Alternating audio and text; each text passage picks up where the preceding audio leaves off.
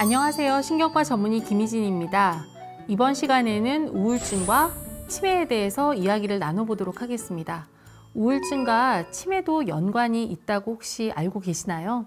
놀라실 수도 있을 것 같습니다. 왜냐하면 마음 건강을 제대로 돌봐야지 결과적으로 뇌 건강이 된다라는 그러한 얘기인데요. 자, 치매에 어떤 관련이 있는지 제가 지금부터 말씀드리도록 하겠습니다. 자, 그러면 치매와 우울증은 어떤 관계가 있을까요?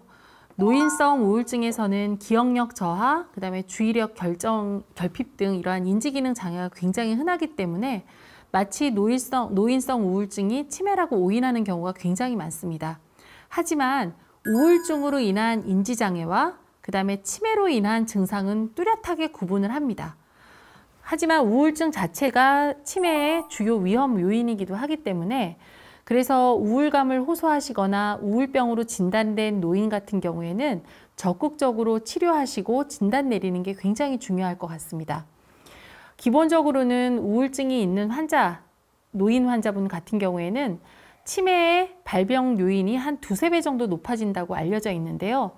아주 유명한 연구가 펜실베니아 대학에서 1977년부터 이제 2008년까지 140만 명을 쭉 확인을 했다는 거예요.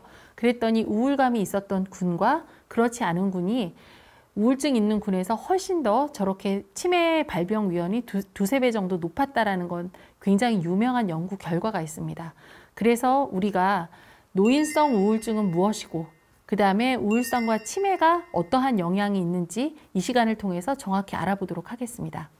한국인 하면 대표적인 우울증이 바로 화병이라고 합니다. 이 화병이라는 것은 의학사전에도 기재된 우리나라만의 굉장히 독특한 그러한 의학 용어인데요.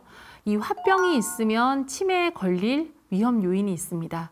기본적으로 화병은 우리나라의 예전 문화에서 본인이 힘들거나 어려운 부분을 밖으로 배설하지 말고 참아라, 인내해라 이런 것 때문에 주로 속병이 많이 생긴다고 되어 있고요. 오랜 기간 동안의 억울한 분노라든지 억압 때문에 발생을 하게 됩니다. 최근에는 스트레스 호르몬인 콜티졸이 치매, 알츠하이머를 일으킨다라는 그러한 증가시킨다라는 연구 결과들이 굉장히 많이 발표가 되고 있습니다. 스트레스는 뇌에 콜티졸이라는 그러한 이상 호르몬을 극도로 올리게 되고 이러한 이 호르몬에 의해서 알츠하이머를 일으키는 아밀로이드 베타 단백질이 많이 쌓인다라고 알려져 있습니다. 그리고 또 하나는 이러한 아밀로이드 베타 단백질이 쌓이면 이게 뇌 바깥으로 배출이 되면 되는데 그 배출을 굉장히 저하시킨다, 속도를 느리게 한다라는 그러한 보고도 있기 때문에 결과적으로 화병이 알츠하이머 치매를 일으킨다라는 것은 정설로 받아들여지고 있습니다. 그러면 어떤 경우 우리가 우울증이라고 의심을 해야 할까요? 이제 기분에는 굉장히 여러 종류가 있습니다. 즐겁고 유쾌한 기분도 있고 우울하고 슬픈 기분도 있고 그 다음에 짜증스럽거나 불쾌한 기분 등이 있습니다. 당연히 즐거운 일이 있을 때는 즐겁고 슬픈 일이 있을 때는 슬퍼하는 게 자연스러운 거고 건강한 건데 사실은 정신건강의학 측면에서는 우울한 상태라는 것은 일시적인 기분 저하가 아니라 예를 들어서 생각의 내용이라든지 사고 과정, 그 다음에 동기나 의욕, 관심, 행동이라든지 수면이라든지 신체 활동 등의 전신적인 정신 기능이 저하된 상태를 의미를 합니다. 이러한 상태가 2주 이상 가게 되면 우리가 우울증이다 이렇게 판단을 하고 있습니다. 아마도 이런 분들이 계실 겁니다. 나는 겨울철이 되면 좀 울적한데 계절 타는데 하시는 분들이 있고 가을 되면 또 울적하신 분들이 계세요. 그러면 이러한 우울증의 원인은 과연 무엇일까요? 확실한 원인에 대해서는 아직 명확하진 않습니다. 다른 정신질환들과 같이 생화학적인, 유전적인, 환경적인 요인이 우울증을 일으킨다라고 알려져 있는데요. 첫 번째, 뇌의 생화학적인 원인에 대해서 말씀을 드리도록 하겠습니다. 뇌 안에 있는 신경 전달 물질인 노르에피네프린, 세로토닌, 가바 같은 그러한 여러 호르몬이 있는데요.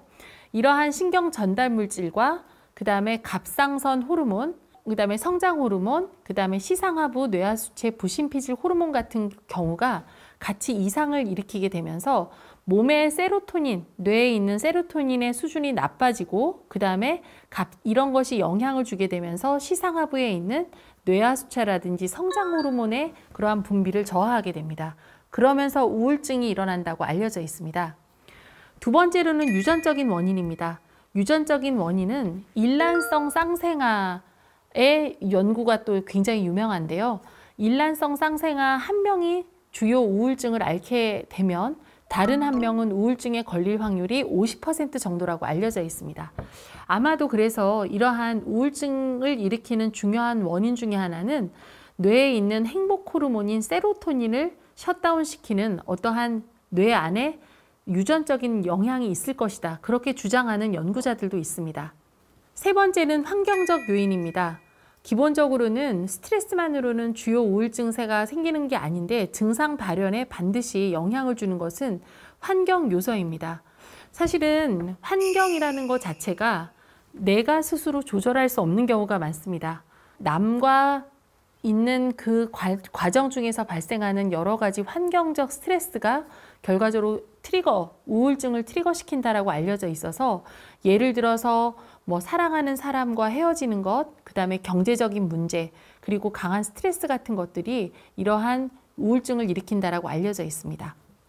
기분이 우울한 것과 병으로 진단하는 것은 굉장히 다릅니다. 그렇기 때문에 어떠한 경우에 우울증으로 진단하는지에 대해서 다시 한번 알아보겠습니다. 정상적인 우울증과 달리 병적으로 치료가 필요한 우울증은 다음과 같은 특성을 가지고 있습니다. 잘 한번 들어보세요. 첫 번째, 우울 증상이 최소 2주 이상 지속이 될 때. 일시적인 우울 증상은 다 있을 수 있습니다. 우리가 살면서 기쁘지 않은 경우도 많잖아요. 그럴 경우에는 또 하룻밤 잠자고 나거나 아니면 영화나 스트레스 풀 만한 그런 운동하고 나면 좋아지는데, 그러한 온갖 방법을 통해서도 내가 처진 기분이 2주 이상 지속이 된다. 그러면 치료가 필요한 우울증이 아닌지 확인을 한번 해보셔야 됩니다. 자, 두 번째, 식욕과 수면 문제가 심각하다고 생각을 하셔야 됩니다. 식욕과 수면 문제가 예전과는 달리 식욕이 너무 과다하거나 아니면 아무 음식도 먹고 싶지 않다거나 그러한 식욕의 변화가 2주 이상 지속이 된다. 그 다음에 두 번째로는 굉장히 잠을 잘 자던 분인데 갑자기 수면 부족을 호소한다든지 아니면 수면이 굉장히 부족했는데 낮 동안에도 하루 종일 졸린다. 이렇게 수면 사이클에 문제가 있는 경우도 우울병을 의심을 하셔야 됩니다. 그리고 세 번째로는 주관적인 고통이 심한 경우가 있습니다. 예를 들어서 내가 너무나 우울해서 이걸 전혀 참을 수가 없고 내가 못 살겠다, 어떤 도움이 필요하다 하는데 대부분 환자분들은 이런 병을 밖으로 알리고 싶어 하지 않으세요. 그런데 내 친구나 또는 내가 예전보다 확실히 행동이 변화되고 그 다음에 이것 때문에 힘들어한다고 하면 적극적으로 치료를 받아야 되는 신호라고 생각을 하셔야 됩니다. 네 번째로는 사회적, 직업적으로 활동에 장애가 있을 때, 내가 사실은 마음이 슬프고 기분이 나쁘다고 해서 아마 오늘 일을 하지 않겠다라고 하는 분들은 없을 겁니다. 하지만 이러한 우울 상태가 2주 이상 지속이 돼서 내가 오늘 하루도 일을 할 수가 없다, 나는 조금도 일을 할 기운이 없다, 이렇게 사회적, 직업적인 장애를 일으킨다라고 하면 그것은 우울병에 해당이 됩니다. 환각과 망상이 동반되는 경우도 있는데요. 환각은 보이지 않는 게 보인다든지 들리지 않는 게 들리는 증상을 얘기를 하는 거고요. 망상은 기본적으로 있었던 사실을 왜곡하게 받아들이는 겁니다. 제 환자 중에 한 분인데요. 20살짜리 청년이 오셨는데 이분이 뭐라고 얘기를 하시냐면 직장 동료가 본인을 욕을 해서 살 수가 없다. 그리고 밤에도 집에 돌아갔는데 그분들이 얘기하는 소리가 계속 들린다라고 하였습니다. 그래서 처음에는 조현병이라고 생각을 했었는데 알고 보니까 주요 우울장애였습니다. 그래서 이러한 치료가 필요한 주요 우울장애에 환각과 망상이라는 증상이 같이 동반되는 경우 절대 잊으시면 안 됩니다. 스스로 혹은 내 주변 사람이 우울증인지 아닌지 스스로 체크해 볼 수 있는 방법이 있습니다. 주요 우울증 진단 기준인 DSM-4라는 진단 기준에 따라서 말씀을 드릴 건데요. 화면에 띄워드린 내용 중에서 잘 살펴보시고 몇 개에 해당되는지 한번 체크해 보시기 바랍니다.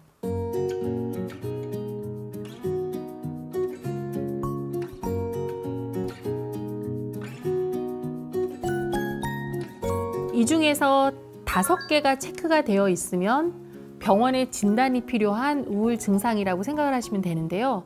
그 중에 중요한 것이 1번과 2번 항목은 2개만 있어도 병원에 가보셔야 됩니다. 그리고 하나만 있어도 반드시 병원에 가셔야 되는 게 바로 9번 항목입니다. 이러한 항목이 있을 때는 잊지 마시고 혼자서 해결하려고 하지 마시고 반드시 전문의 선생님을 찾아가서 적절한 진단과 치료를 받으시기를 권유드립니다. 자, 그러면 우울증을 치료하면 치매를 예방할 수 있을까요? 기본적으로 우울증, 노인 우울증 같은 경우는 가성치매라고 해서 우리가 세로토닌이라는 행복 호르몬을 올려주는 약을 단기간 복용을 하시면 환자가 치매에서도 완전히 해방될 수 있습니다. 그래서 가성치매 같은 경우는 다 낫기도 하고요. 그리고 실제로 우울증 환자분들을 쭉 추적 관찰을 했을 때 아닌 환자분에 비해서 2~3배 이상 굉장히 치매가 걸렸다라는 그러한 보고가 있기 때문에 우울병이나 우울증은 적극적으로 치료하는 게 굉장히 중요합니다. 그래서 가장 중요한 것은 스트레스나 우울증, 화병이 있을 때는 주변의 이런 격려 그리고 내 스스로 좀 노력, 운동이라든지 스트레스 해소법을 좀 터득하시면서 해소하시는 게 굉장히 중요하고요. 필요에 따라서는 전문가 선생님을 만나셔서 항우울제를 복용하시는 것도 치매 예방에 굉장히 도움이 될 수 있습니다. 항우울제를 복용하시게 되면 내가 혹시 이러한 약 때문에 더 치매가 걸리는 거 아니야? 이렇게 걱정하시는 분도 계시는데요. 실제적으로 약만 잘 복용을 하시면 오히려 치매 예방이 된다는 많은 자료들이 있습니다. 치매 환자의 경우에는 항우울제를 복용하는 것이 도움이 된다고는 하지만요. 혹시 중독되는 것 때문에 걱정하시는 분들이 계시는데 실제로는 정신과나 정신건강의학과나 신경과 치료를 절대 두려워하실 필요가 없습니다. 왜냐하면 대부분의 항우울제는 요새는 안전하게 드실 수가 있고 그리고 오히려 우울 기간 동안에 뇌 안에 줄어들어 있는 세로토닌이나 노르아드레날린 같은 것들이 결과적으로 계속 낮은 농도로 가게 되면 치매를 일으키는 그러한 악성, 그러한 나쁜 단백질을 축적에 영향을 준다고 알려져 있어서요. 그러한 중독은 절대 걱정을 안 하시고 전문가 선생님과 상담하시면 도움이 될 것 같습니다. 이번 시간에는 우울증과 치매의 상관관계에 대해서 말씀을 드려보았습니다. 몸이 아플 때 병원을 찾듯이 마음이 아플 때는 병원을 찾는 것을 두려워하지 않으셨으면 좋겠습니다. 몸과 마음 모두 건강한 여러분이 되시길 바랍니다. 다음 시간에는 마지막 시간으로요. 두뇌 건강을 위한 방법을 준비했으니까 많이 기대해 주세요.